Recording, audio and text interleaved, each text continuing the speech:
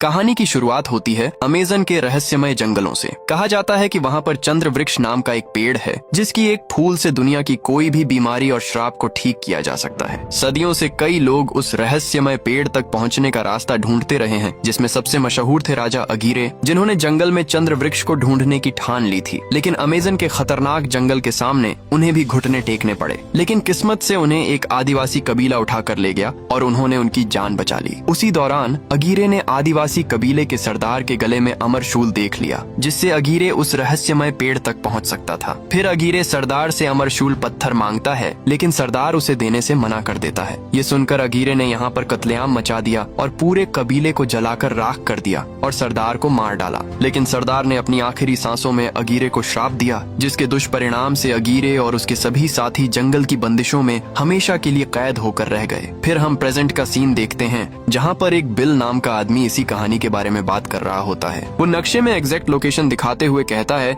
कि अगर उसे अमरशूल पत्थर दे दिया जाए तो वो उस रहस्यमय पेड़ को ढूंढ सकता है और उस पेड़ की मदद से वो कई खतरनाक बीमारियों की दवा बनाकर बीमारियों को खत्म कर सकता है। दरअसल ये स्पीच वहाँ बैठी उसकी बहन ने लिखी थी, जिसका नाम लिली होता है। लिली इस स्पीच को पढ़ रही होती है और उसका भाई बिल उसके साथ साथ स्पीच को बोल रहा होता है, ताकि वो सोसाइटी के लोगों से अमरशूल पत्थर ले सके और एक नई खोज कर सके। अब यहाँ पर लिली को पता पड़ता है कि बिल सोसाइटी के लोगों को अमरशूल देने के लिए मना नहीं पाएगा, तो वो इस काम को खुद ही करने के लिए निकल जाती है। लिली के हाथ पर अमरशूल तक जाने का नक्शा बना होता है और लिली उसी की मदद से आगे बढ़ रही होती है। तभी रास्ते में उसकी टक्कर प्रिंस पार्क से हो जाती है। प्रिंस पार्क को लगता है शायद लिली रास्ता भटक गई है और वो लिली को आगे का रास्ता बता देता है। अब लिली उस गेट के पास आ जाती है जहाँ अमरशूल रखा होता है। लिली इस गेट को खोलने की कोशिश करती है, लेकिन तभी यहाँ पर एक आदमी आ जाता है और वो कहता है कि यहाँ पर किसी को भी आने की इजाजत नहीं है। इस पर लिली कहती है, मुझे पता नहीं था, और लिली इस आदमी को बेहोश कर देती है और गेट खोलकर छुपके से अंदर चली जाती है। यहाँ पर लिली देखती है कि इस रूम में बहुत सारे लोग काम कर रहे होते हैं, तो लिली वहाँ रखी लड़कों वाली ड्रेस पहन लेती है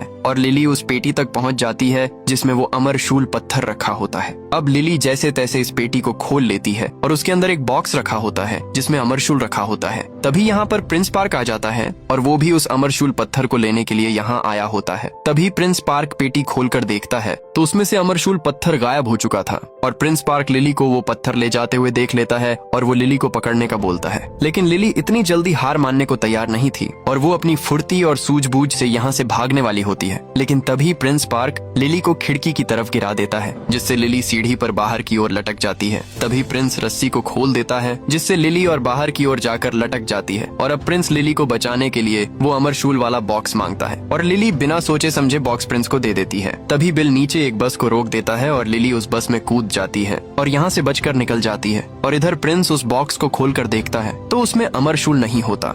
यह देखकर वह आदमी प्रिंस से माफी मांगने लगता है। तभी प्रिंस यहाँ पर एक एक करके सभी को मौत के घाट उतार देता है और लिली के बारे में उस आदमी से पूछता है। और इधर लिली और उसका भाई अमरशूल पत्थर लेकर उस रहस्यमय पेड़ की खोज में निकल पड़ते हैं। दूसरी तरफ हम अमेज़न के जंगल में फ्रैंक को देखते हैं, जो रोज कई टूरिस्टों को अपनी बोट में जंगल की सैर कराता है। लेकिन फ्रैंक सभी टूरिस्ट्स को बेवकूफ बनाकर ज्यादा पैसे ऐंठता था। वो लोगों को पागल बनाने के लिए झूठ बोलता और कुछ ट्रिक लगाता था और उसने एक आदिवासी कबीले को भी अपने प्लान में शामिल कर रखा था, जो लोगों को डराने में फ्रैंक की मदद किया करते थे। और फ्रैंक लोगों को खुद ही खतरे में डालकर खुद ही बचा लेता था, जिससे टूरिस्ट्स को लगता था कि फ्रैंक ने अपनी जान दांव पर लगाकर उनकी जान बचाई और इसके बदले फ्रैंक लोगों से एक्स्ट्रा पैसे ले लेता था। फिर फ्रैंक सभी को घुमाकर वापस ले आता है। तभी हम यहाँ पर एक नीलो नाम के आदमी को देखते हैं, जो फ्रैंक के पास आकर उससे अपने पैसे मांगने लगता है। दरअसल फ्रैंक ने नीलो से बहुत सारा कर्जा ले रखा था। फ्रैंक उसका कर्जा नहीं लौटा पा रहा होता है, तो नीलो फ्रैंक की बोट का इंजन ही निकाल कर ले जाता है और उसे लॉक करके रख लेता है। और वहीं दूसरी ओर लिली और उसका भाई भी मिस्टर नीलो को ढूंढ रहे होते हैं, क्योंकि यहाँ पर नीलो को सब मशहूर कैप्टन के नाम से जानते हैं। लिली नीलो के ऑफिस के पास पहुँच जाती है और दूसरी तरफ फ्रैंक भी मिस्टर नीलो के रूम में खिड़की से घुस जाता है। वो अपनी बोट के इंजन को खोलने वाली चाबी चुराने आया था और तभी बाहर से लिली गेट खटखटाने लगती है और उसे अमेज़न जंगल में ले जाने के लिए कहती है और नीलो को बहुत सारे पैसे देने का बोलती है। पैसों के बारे में सुनते ही फ्रैंक गेट खोल देता है और अपने आप को मिस्टर नीलो बताने लगता है। फिर लिली लिली अपना नक्शा निकालकर बताती है कि हमें इस जगह पर जाना है। नक्शा देखकर फ्रैंक उससे कहता है, तुम्हें यह नक्शा कहाँ से मिला? इस पर लिली कहती है, ये मेरे पिताजी का है और वो मुझे इसी नक्शे को दिखाकर चंद्र वृक्ष की कहानी सुनाते थे। इस पर फ्रैंक हंसने लगता है और कहता है कि वो कहानी बस एक कहानी है, वो सच में नहीं है। इस पर लिली फ्रैंक से कहती है, ठीक है, तुम मुझे वहाँ नहीं ले जा सकते हो तो मैं दूसरा कैप्टन ढूंढ लूंगी। ये सुनते ही फ्रैंक तुरंत लिली को एक होटल में डील करने के लिए ले आता है। अब यहाँ पर फ्रैंक लिली से $20,000 में डील पक्की कर लेता है। इसी बीच पीछे से उसका भाई बिल ने पहले ही असली मिस्टर नीलो से 50,000 में डील पक्की कर चुका था। ये देखकर लिली को पता चल जाता है कि फ्रैंक नीलो नहीं है बल्कि वो मिस्टर नीलो का कर्जदार है। तभी फ्रैंक लिली के गले में अमरशूल पत्थर देख लेता है। अब फ्रैंक अमरशूल पत्थर पाने के लिए लिली को अपने हाथ से नहीं जाने दे सकता था,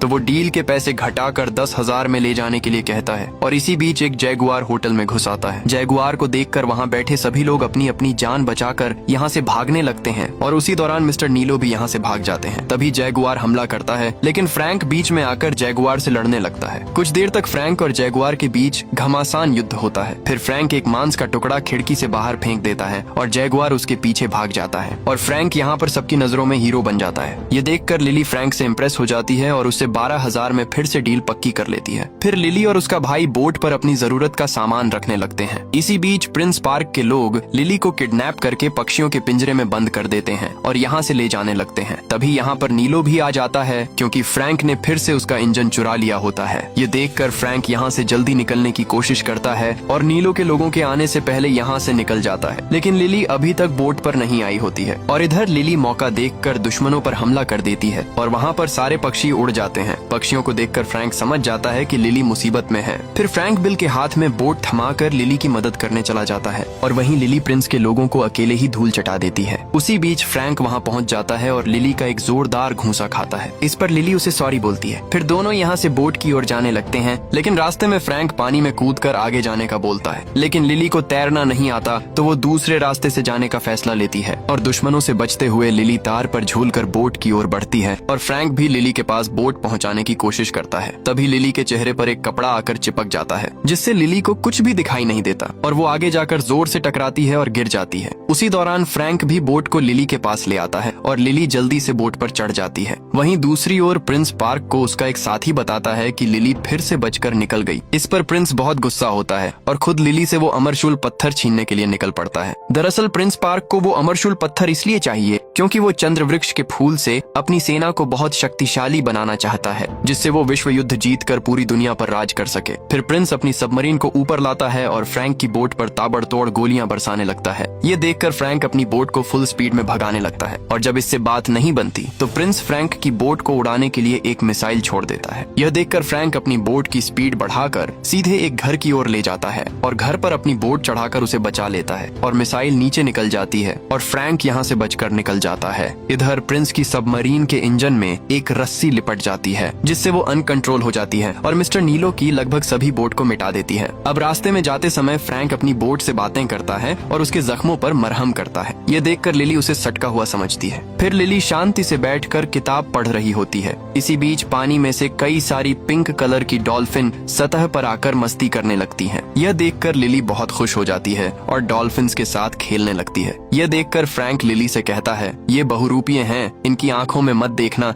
नहीं तो रात में सपने आएंगे। इसी बीच लिली अपना कैमरा निकालकर वीडियो बनाने लगती है और अब हमें पता पड़ता है कि फ्रैंक ने आज कैमरा पहली बार देखा होता है। फिर फ्रैंक भी कैमरा से वीडियो फुटेज निकालने लगता है। तभी लिली फ्रैंक से कहती है, हम गलत रास्ते पर जा रहे हैं, हमें दूसरे रास्ते से जाना है। ये सुनकर फ्रैंक कहता है, यहाँ का कप्तान मैं हूँ तो मेरे हिसाब से सबको चलना पड़ेगा। और फ्रैंक कहता है, अगर हम दूसरे रास्ते से जाएंगे तो हमारी जान को खतरा हो सकता है क्योंकि उस साइड पानी का बहाव तेज है और तुम्हें तैरना भी नहीं आता। लेकिन लिली फ्रैंक की एक भी नहीं सुनती और पैसों की धमकी देकर फ्रैंक को दूसरे रास्ते पर जाने के लिए मजबूर कर देती है। फिर फ्रैंक लिली को दूसरे रास्ते पर ले जाता है। अब चलते चलते शाम हो जाती है और थोड़ी देर बाद रात होने वाली होती है तो फ्रैंक अपनी बोट रोककर कहता है, आज की रात यहीं पर गुजारते हैं। इस पर लिली फ्रैंक से रात में भी धीरे धीरे चलने के लिए कहती है, लेकिन इस बार फ्रैंक लिली की एक नहीं सुनता। इसी बीच बिल को जोर से भूख लगने लगती है और वो फ्रैंक से खाना मांगता है। इस पर फ्रैंक ऊपर गोली चलाता है जिससे एक चूहा मरकर नीचे गिरता है। बिल चूहा देखकर उसे खाने से साफ मना कर देता है, लेकिन चूहा खाने के लिए नहीं बल्कि मछलियां पकड़ने के लिए मारा होता है। फिर फ्रैंक उससे बहुत सारी मछलियां पकड़ लेता है। फिर ये तीनों रात में मछलियां पकाकर खाते हैं और अपना पेट भरते हैं। उसी दौरान बिल को नींद आ जाती है और वो सोने चला जाता है। वहीं लिली एक पेंटिंग बना रही होती है। फ्रैंक लिली की पेंटिंग की तारीफ करता है। फिर फ्रैंक लिली से पूछता है, तुम यहाँ इस जंगल में किसी मकसद से आई हो या फिर ऐसे ही टाइम पास करने आई हो? इस पर लिली कहती है, मैं चंद्र वृक्ष को ढूंढने आई हूँ। अगर वो मुझे मिल गया तो सोचो उससे कितनी जानें बच सकती हैं। मैं उससे दुनिया की सारी बीमारियां मिटा दूंगी और उससे विज्ञान में एक नई क्रांति आ जाएगी। इसी बीच अचानक से बिल चिल्लाता हुआ बाहर आता है क्योंकि उस पर एक खतरनाक जैगुआर हमला कर देता है। ये देखकर लिली बुरी तरह घबरा जाती है। तभी फ्रैंक उस जैगुआर को अपने पास बुला लेता है। अब यहाँ हमें पता पड़ता है कि यह जैगुआर फ्रैंक का पालतू जानवर होता है और यह सब देखकर लिली फ्रैंक पर भड़क जाती है और कहती है वो लड़ाई एक नाटक थी और लिली फ्रैंक से गुस्सा होकर सोने चली जाती है। अब दूसरी तरफ हम प्रिंस पार्क और उसके साथियों को देखते हैं जो उस जगह पर आए होते हैं जहाँ पर कई साल पहले अगीरे और उसके साथियों को एक श्राप से कैद कर दिया गया था। यहाँ पर प्रिंस को अगीरे का मरा हुआ शरीर मिल जाता है। फिर प्रिंस एक डिब्बी में से नदी के पानी की 2 बूंद अगीरे के शरीर पर डालता है। दरअसल अगीरे को जिंदा होने के लिए नदी के पानी की आवश्यकता होती है, लेकिन यहाँ तक आने वाले नदी के पानी को सालों पहले ही रोक दिया गया था। तभी अचानक अगीरे के शरीर से एक सांप निकलकर प्रिंस के एक साथी को काट लेता है। इस पर प्रिंस उन सांपों से कहता है, तुम्हें आजाद होने के लिए नदी के पानी की जरूरत है। अगर तुम मेरी अमरशूल पत्थर लाने में मदद करोगे तो मैं तुम्हें यहाँ से आजाद कर सकता हूँ और चंद्र वृक्ष हासिल करके हम दोनों अपने अपने मकसद पूरे कर सकते हैं। इस पर सांप मान जाता है। फिर प्रिंस यहाँ तक नदी के पानी को पहुँचा देता है जिससे अगीरे और उसके साथी फिर से जिंदा हो जाते हैं। और दूसरी तरफ लिली और फ्रैंक नक्शे की मदद से अपनी मंजिल तक पहुँच जाते हैं, लेकिन फ्रैंक रास्ते में लिली से कहता है, आगे रास्ता खराब आने वाला है, अपना जो भी जरूरी सामान है उसे ठीक से रख लो और पकड़ कर बैठ जाओ। तभी पत्थरीला और तेज बहाव वाला रास्ता आ जाता है जिस पर बोट अनकंट्रोल हो जाती है। इस पर फ्रैंक लिली से कहता है, अभी भी समय है, वापस लौट चलते हैं। लेकिन अब लिली पीछे हटने को तैयार नहीं थी। तभी पानी का बहाव और तेज हो जाता है और सामने एक बहुत बड़ा झरना आ जाता है। ये देखकर सभी लोग बुरी तरह घबरा जाते हैं और बोट तेजी से झरने की तरफ जाने लगती है। अब फ्रैंक अपनी पूरी ताकत लगाकर बोट को मोड़ देता है। तभी बोट का इंजन काम करना बंद कर देता है, लेकिन फ्रैंक हार नहीं मानता और वो जैसे तैसे इंजन चालू करके बोट को आगे बढ़ा ही लेता है। फिर दूसरे रास्ते पर बोट को ले जाता है और अब सभी की जान में जान आती है और फ्रैंक लिली की तरफ गुस्से में देखता है क्योंकि उसके मना करने के बावजूद लिली उसे इस रास्ते से लाई होती है।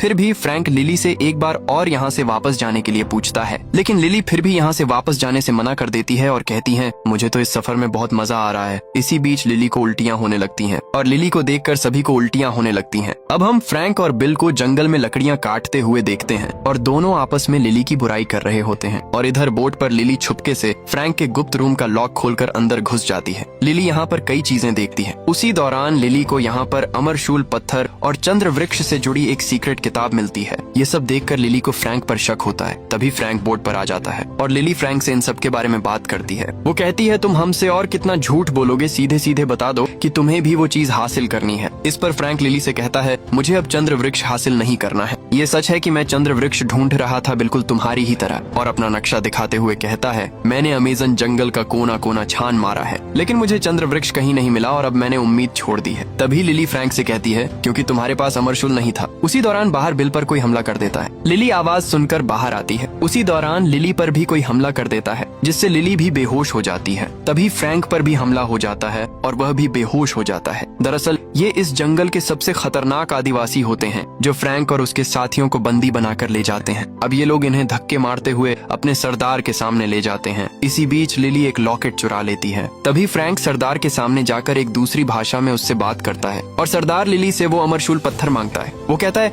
वो अमरशूल हमारे कबीले से ही चोरी हुआ था। अगर तुम्हें अपनी जान से प्यार है तो वो अमरशूल हमें वापस कर दो। ये सब फ्रैंक लिली को ट्रांसलेट करके बताता है, लेकिन ये सुनकर लिली अमरशूल देने से साफ इनकार कर देती है। और फ्रैंक ट्रांसलेट करते हुए लिली की बात सरदार को कहता है, मैं आपका अमरशूल तब तक नहीं लौटाऊंगी जब तक मैं चंद्र वृक्ष नहीं ढूंढ लेती। इसी बीच लिली हाथ खोलकर मरने मारने पर उतर आती है। तभी सरदार लिली के पास आकर जोर से हंसने लगती है और वो फ्रैंक की पोल खोल देती है। वो कहती है, ये कैसी लड़की को लेकर आए हो, ये तो मरने मारने पर उतर आई। और सरदार अगली बार से फ्रैंक से डबल पैसे लेने की बात कहती है। अब लिली को सब समझ आ जाता है। फ्रैंक लिली को इस बारे में बताने ही वाला होता है, लेकिन वो भूल जाता जाता है। तभी लिली फ्रैंक को एक जोर का घूंसा मारकर वहाँ से चली जाती है। अब लिली कबीले की सरदार से इस अमरशूल पत्थर के बारे में पूछने लगती है। इस पर कबीले की सरदार अमरशूल को देखकर लिली को उसमें लिखी एक पहेली बताती है और कहती है अमावस्या की रात चंद्र वृक्ष का फूल खिलता है और 2 दिन बाद वो रात आने वाली है, और कहती है कि एक सांप जिसने अपनी ही पूंछ को काट लिया है उसी जगह पर चंद्र वृक्ष मिलेगा।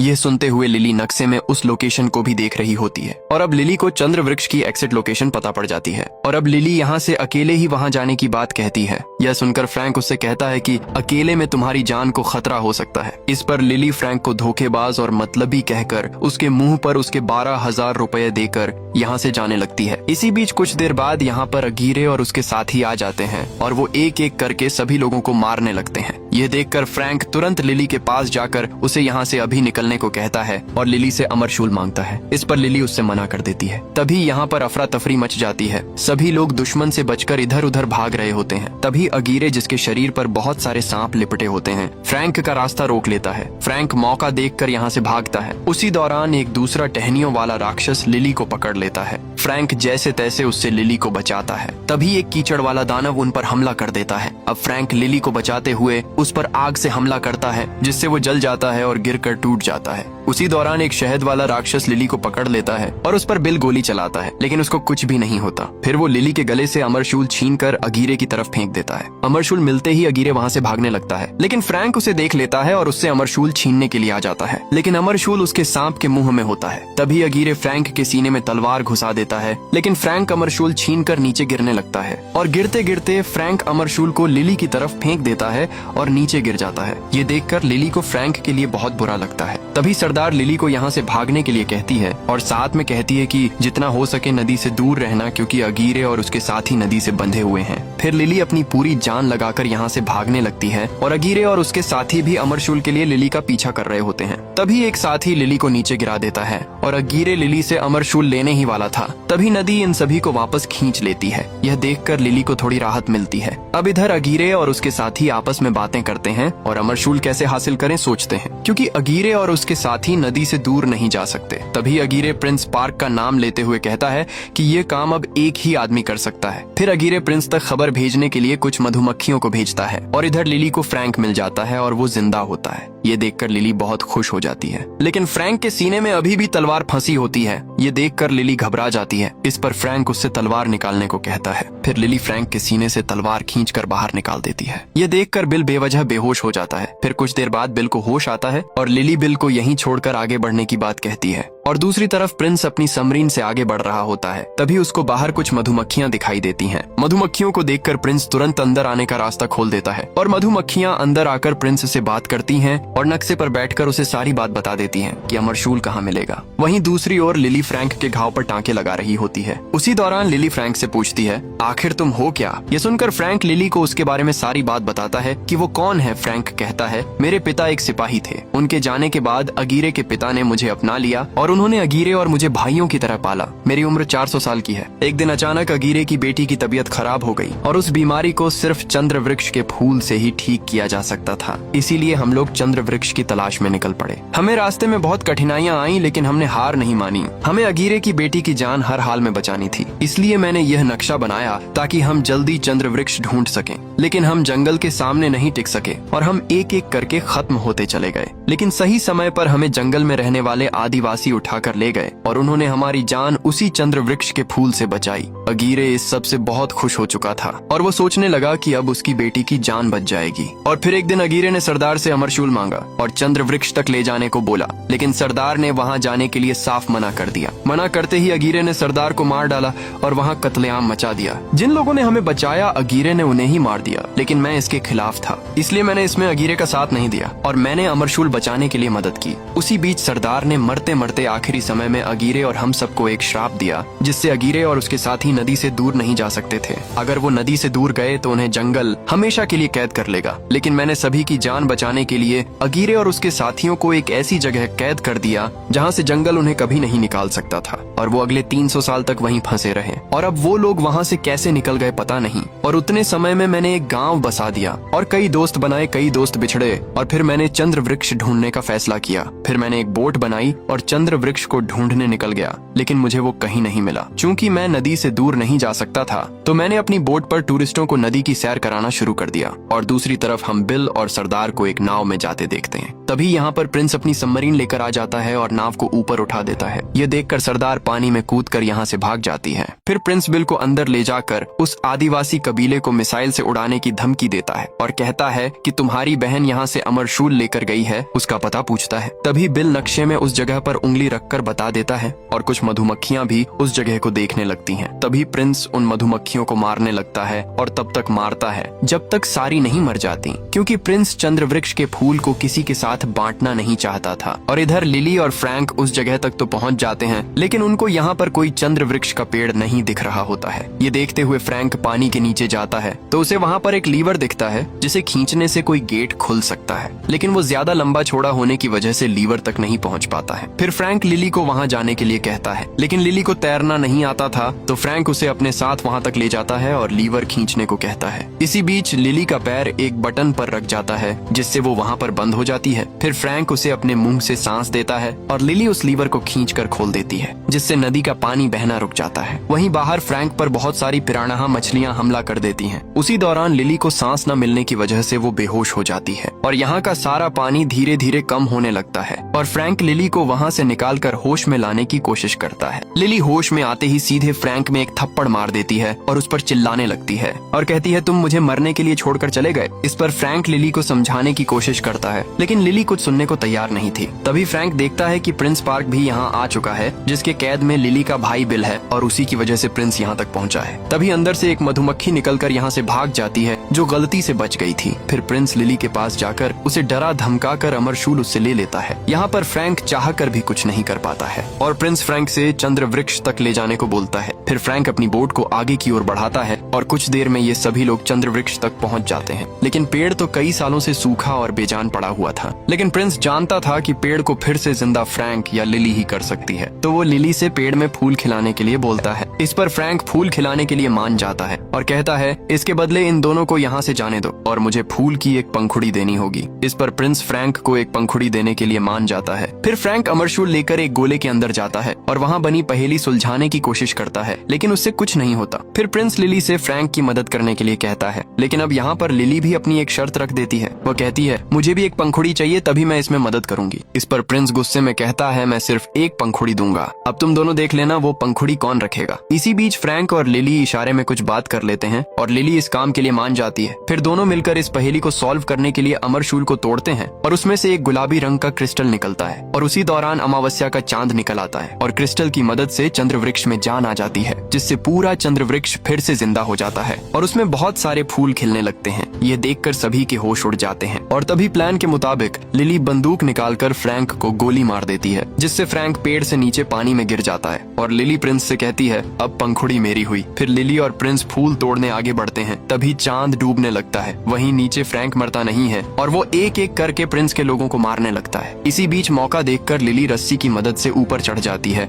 और दौड़कर फूल तोड़ने जाती है और तभी चांद डूबने की वजह से पेड़ फिर से बेजान होने लगता है। सारे फूल गायब होने लगते हैं। तभी चांद पूरा डूब जाता है और लिली मौके पर पहुंचकर फूल की एक पंखुड़ी तोड़ लेती है। तभी पेड़ की डाल टूटने से लिली नीचे गिरने लगती है, लेकिन लिली एक जगह लटक जाती है और वहाँ प्रिंस आकर फूल की पंखुड़ी मांगने लगता है। तभी लिली पंखुड़ी को नीचे फ्रैंक की तरफ फेंक देती है और प्रिंस को अपने रास्ते से हटा देती है और नीचे फ्रैंक पंखुड़ी को जैसे तैसे पकड़ लेता है। तभी यहाँ पर अगीरे और उसके साथी आ जाते हैं। अब प्रिंस अगीरे के मुंह पर वार करता है और उसी कट में से सांप निकलकर प्रिंस पर हमला कर देते हैं। फिर अगीरे और उसके साथी पंखुड़ी के लिए लिली के पीछे पड़ जाते हैं। लिली अपनी जान बचाकर भाग रही होती है। ये देखकर फ्रैंक अगीरे को पंखुड़ी दिखाकर अपनी ओर आकर्षित कर लेता है और फ्रैंक बिल से कहता है, अब हमारा सफर यही तक था और लिली से कहना वो मेरी जान से बढ़कर है। और फ्रैंक अपने जगुआर को भी बिल के साथ छोड़ देता है। फिर फ्रैंक अपनी बोट को फुल स्पीड में भगाने लगता है, लेकिन अगीरे और उसके साथी फ्रैंक तक पहुंच जाते हैं और उस पर हमला करने लगते हैं। लेकिन फ्रैंक एक एक करके उन्हें धूल चटा रहा होता है, लेकिन अगीरे भी पंखुड़ी छीनने के लिए अपनी पूरी ताकत लगा रहा होता है और अगीरे फ्रैंक को पकड़कर उससे पंखुड़ी मांगता है, लेकिन फ्रैंक के पास वो पंखुड़ी नहीं होती और उसी दौरान बोट आगे दीवार से टकरा जाती है, जिससे बोट के छितड़े उड़ जाते हैं और जंगल की लंबी लंबी डालें आकर फ्रैंक और उसके साथ सभी लोगों को पकड़कर अपने में कैद कर लेती हैं और सभी एक बार फिर पत्थर की बेजान मूरत में बदल जाते हैं। और इधर बिल लिली से कहता है, फ्रैंक तुम्हें खुद की जान जान से भी बढ़कर मानता था और वो तुम्हारे लिए यह पंखुड़ी देकर गया है। ये देखकर लिली घबराकर फ्रैंक की ओर भागती है और लिली यहाँ पर आकर देखती है तो फ्रैंक एक बेजान पत्थर की मूरत में बदल चुका था। अब लिली बहुत दुखी हो जाती है और फ्रैंक के चेहरे को हाथ लगाकर एल उससे रोते हुए कुछ कहती है और अपने पास रखी पंखुड़ी को निकालकर फ्रैंक के मुंह में रख देती है, जिससे पंखुड़ी फ्रैंक के मुंह में चली जाती है। लेकिन इससे कुछ होता नहीं है